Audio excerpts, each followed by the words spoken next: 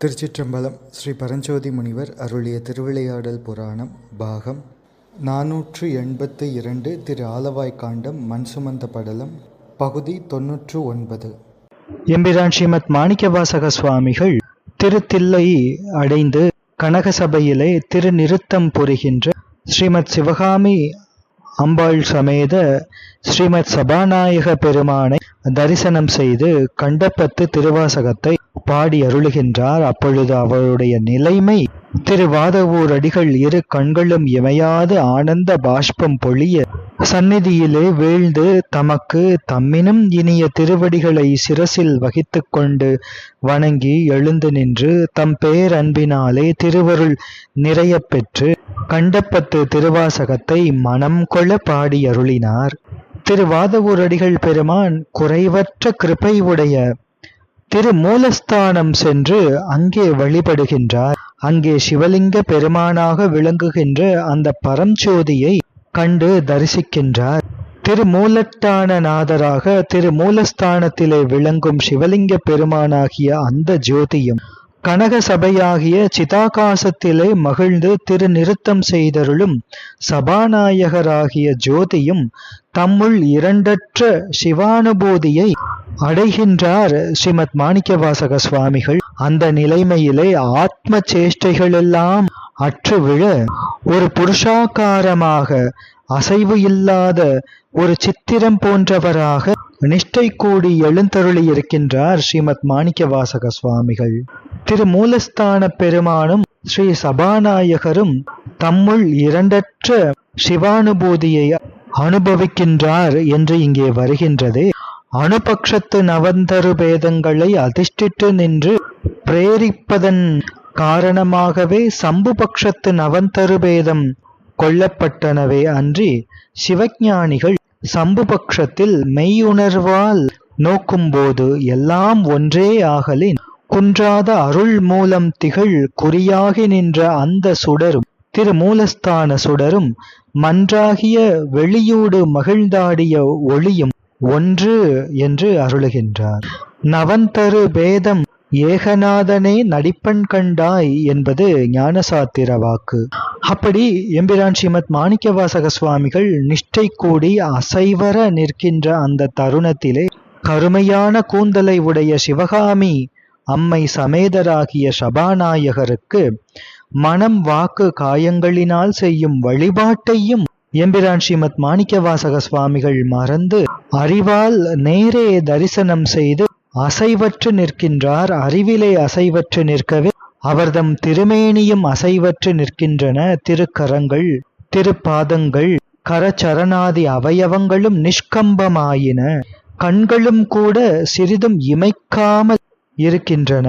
அப்படி எம்பிரான் ஸ்ரீமத் மாணிக்கவாசக சுவாமிகள் நிஷ்டை கூடி இருக்கின்ற அந்த நிலைமையினை பார்க்கின்றார். சிதம்பரம் திருக்கோயில் மெய்க்காவலர் சுவாமிகளை பார்த்து இது என்ன மாயமோ அல்லது மயக்கமோ என்று கவலைப்படுகின்றார் மெய்க்காவலர்.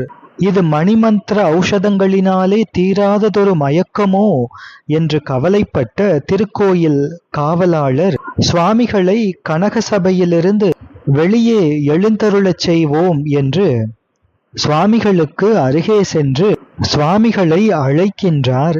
இந்த மணிமன்றை விட்டு வெளியே வரலாம் சுவாமி என்று திருக்கோயில் மெய்க்காப்பாளர் எம்பிரான் ஸ்ரீமத் மாணிக்கவாசக சுவாமிகளிடம் விண்ணப்பிக்கின்றார். மெய்க்காவல் அதிகாரிகள் அந்த மெய்க்காவலரிடம் அவ்வாறு எடுத்து கூற அதே வார்த்தையை அந்த மெய்க்காப்பாளர் திருவாதவூரடிகள் பெருமானிடம் விண்ணப்பிக்கின்றார். ஆனால் அந்த வார்த்தை கூட எம்பிரான் ஸ்ரீமத் மாணிக்கவாசக சுவாமிகளின் திருச்செவிகளிலே ஏறவில்லை. ஸ்ரீமத் மாணிக்கவாசக சுவாமிகளின் காதுகளுக்கு திருக்காதுகளுக்கு அந்த மெய்க்காப்பாளர் கூறிய வார்த்தை சென்று சேரவில்லை. அண்டத்தே சுத்தமாயாமயமாகிய கனக சபையிலும் பிண்டத்தே தமது லலாடஸ்தானமாகிய புரூமத்தியிலும் முறையே ஸ்தூலமாகவும் சூக்ஷ்மமாகவும் நிகழும் அனவரத தாண்டவத்தை பழைய திவ்ய ஞானத்தினாலே தம்முள் ஒப்ப தரிசித்து கொண்டிருக்கின்றார் எம்பிரான் ஸ்ரீமத் மாணிக்கவாசக சுவாமிகள் அல்லவா. அந்த துரியாதீதமாகிய சுத்த சிவன் நின்மல வெளியிலே கலந்து இருக்கின்ற எம்பிரான் ஸ்ரீமத் மாணிக்கவாசக சுவாமிகள் நீண்ட நேர ஒரு ஸ்தம்பம் போல அசைவரவே நின்று கொண்டிருக்கின்றார். தத்துவம் போய் கேவலம் போய் தான் போய் அருள் கழன்று சுத்த பறையாய் தன் சுதந்திரம் போய் சக்தி ஒளிவிலே போதம் போய் ஒன்றாகா ஒன்றி அழிவிலே இன்ப அதீதம் என்கின்ற திருவாக்கு இங்கே நம் நினைவிற்கு வருகின்றது. அது எம்பிரான் ஸ்ரீமத் மாணிக்கவாசக சுவாமிகள் அசைவர நிற்கின்ற அந்த நிஷ்டை கூடிய நிலைமை. அங்கே எம்பிரான் ஸ்ரீமத் மாணிக்கவாசக சுவாமிகளை வெளியே அழைத்து கொண்டு வரவேண்டும் என்று சென்று விண்ணப்பித்த மெய்க்காவலருக்கோ ஒன்றுமே புரியவில்லை. சுவாமிகளை வெளியே வாருங்கள் என்று நாம் அழைத்த போது சுவாமிகள் ஒன்றும் பேசாமல் இருக்கின்றாரே, பித்தம் கொண்டாரோ என்று அந்த காவலாளர் அஞ்சுகின்றார்.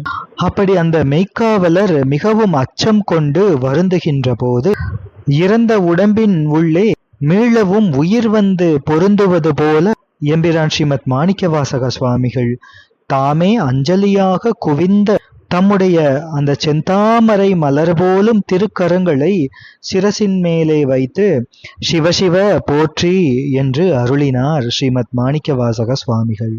அவ்வாறு சிவபெருமானை போற்றிய அந்த திருவார்த்தைகளை கூறியருளிய ஸ்ரீமத் மாணிக்கவாசக சுவாமிகள் முழு முதலாகிய சபாநாயகரது அந்த மாற்றுயர்ந்த கனக சபையை 3 முறை பிரதட்சிணம் செய்து அருளுகின்றார். அங்கே தமக்கு நிகரில்லாத சிவலிங்க பெருமானாகிய திரு மூலஸ்தானேஸ்வரரை தரிசித்து வணங்குகின்றார்.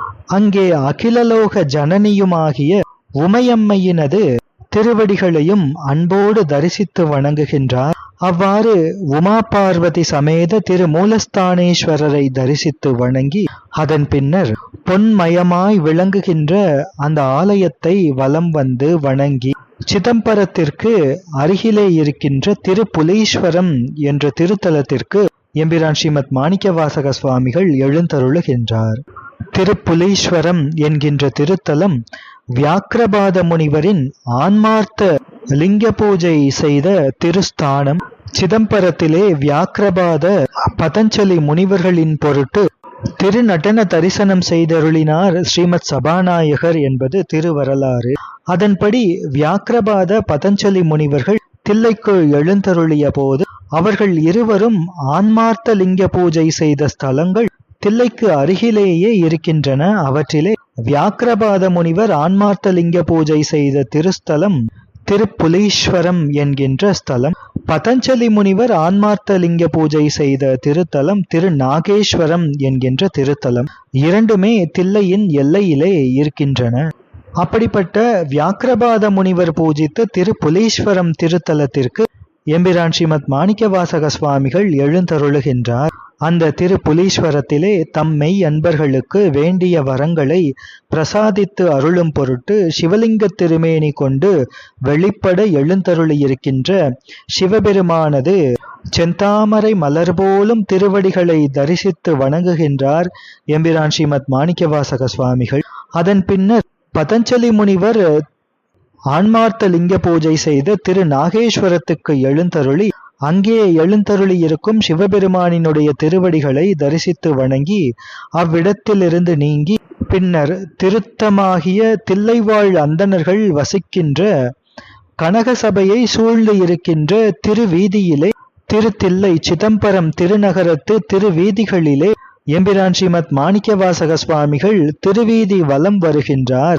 அப்படி சிதம்பரம் திருவீதிகளை திருவலம் வருகின்ற போது எம்பிரான் ஸ்ரீமத் மாணிக்கவாசக சுவாமிகள் கேட்போர்களது செவி புலங்களெல்லாம் அமிர்தமயமாக்குகின்ற திருவாசகங்களை பாடிக்கொண்டே திருவீதிகளை வலம் வருகின்றார். அவ்வாறு சிதம்பரம் திருவீதிகளை வலம் வரும் பொழுது எம்பிரான் ஸ்ரீமத் மாணிக்கவாசக சுவாமிகள் அருளிய திருப்பதிகங்கள் குலாப்பத்து திருப்பதிகம், கோயில் மூத்த திருப்பதிகம், கோயில் திருப்பதிகம் என்ற 3 வகை திருப்பதிகங்கள். அதன் பின்னர் கீர்த்தி திரு அகவல், திரு அண்டப்பகுதி, போற்றி திரு அகவல் என்கின்ற தமிழ் வேதங்கள் இவைகளை ஸ்ரத்தையோடு பாடியருளுகின்றார் எம்பிரான் ஸ்ரீமத் மாணிக்கவாசக சுவாமிகள். இத்திருவரலாற்றை கடவுள் மாமுனிவர் அருளிய திருவாதவூரடிகள் புராணம் கூறுகின்றது. ஆடும் இக்குலா நற்றில்லை ஆண்டவன் தனை கொண்டு என்னும் பாடலை புகன்று கோயில் இருவகை பதிகம் கூறி நாடுமச் சிவபுராணம் ஒழிந்த நல் அகவல் 3 நீடும் மெய் தமிழும் அன்பால் ஓதினர் நீதிமிக்கார் என்பது அந்த திருப்பாடல். எனவே சிவ ஒழுக்கத்திலே மிகுந்த திரு வாதவூரடிகள் பெருமான் எம்பிரான் ஸ்ரீமத் மாணிக்கவாசக சுவாமிகள் ஆடும் குலாத்தில்லை ஆண்டானை கொண்டன்றே என்கின்ற நல்ல சொற்றொடரை ஈற்றடியாக உடைய குலாப்பத்து என்னும் திருவாசகத்தை பாடியருளுகின்றார். அதன் பின்னர் கோயில் மூத்த திருப்பதிகம், கோயில் திருப்பதிகம் என்ற இருவகை திருவாசகங்களையும் பாடியருளி திருவாசகத்தின் முதல் பகுதியிலே அமைந்திருக்கின்ற 4 திரு அகவல்களிலே சிவபுராணத்தை திருப்பெருந்துறையிலே ஏற்கனவே பாடியருளிய ஸ்ரீமத் மாணிக்கவாசக சுவாமிகள் அந்த 4 அகவல்களிலே மற்றுமுள்ள 3 அகவல்களாகிய கீர்த்தி திரு அகவல், திரு அண்டப்பகுதி, போற்றி திரு அகவல் என்கின்ற ஆசிரியப்பா 3 உண்மைமிக்க தமிழ் வேதங்களையும் ஸ்ரத்தையோடு பாடி அருளுகின்றார். இந்த திருப்பதிகங்களையெல்லாம் தொடர்ந்து சிந்திப்போம். திருச்சிற்றம்பலம்.